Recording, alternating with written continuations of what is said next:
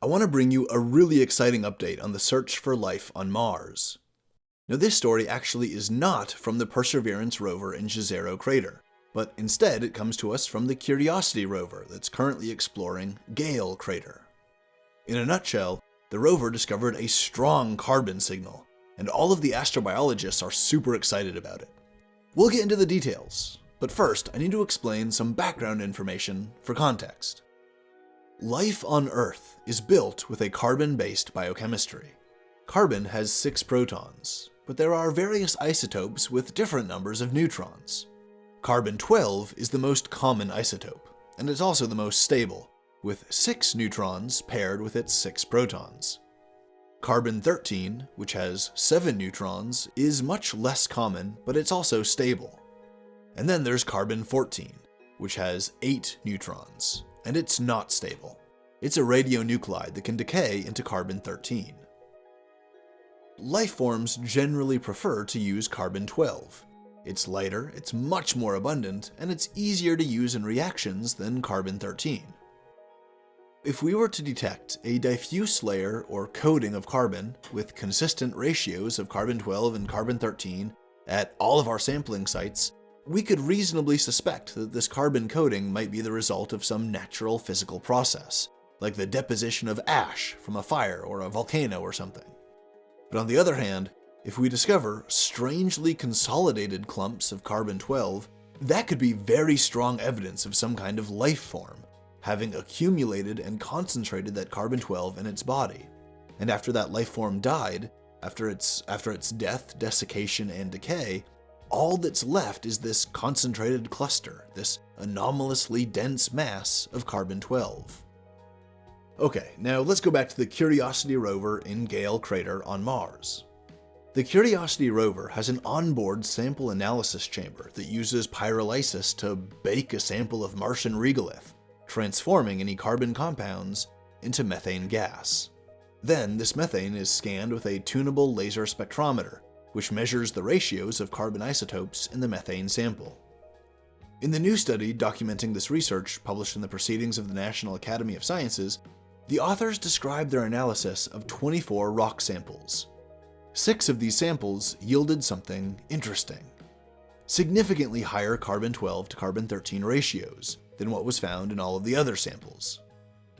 As the authors acknowledge, quote, "There are multiple plausible explanations for the anomalously depleted 13C observed in evolved methane, but no single explanation can be accepted without further research.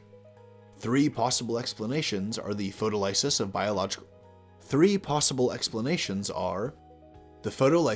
biological methane released from the subsurface, photoreduction of atmospheric CO2, and deposition of cosmic dust during passage through a galactic molecular cloud. All 3 of these scenarios are unconventional, unlike processes common on Earth." Unquote.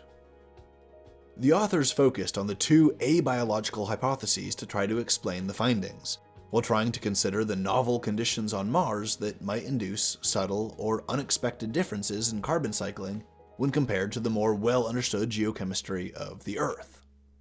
Now, these 2 non-biological hypotheses that they mentioned are the molecular cloud hypothesis and the UV light hypothesis.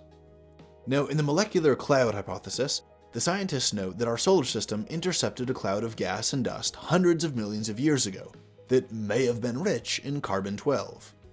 Exposure to this interstellar gas cloud would have cooled Mars down, inducing glaciation and climate conditions that would prevent the cloud's Carbon-12 from mixing with the carbon on Mars.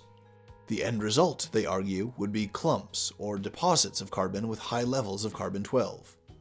Now, this hypothesis, while technically possible, isn't particularly probable.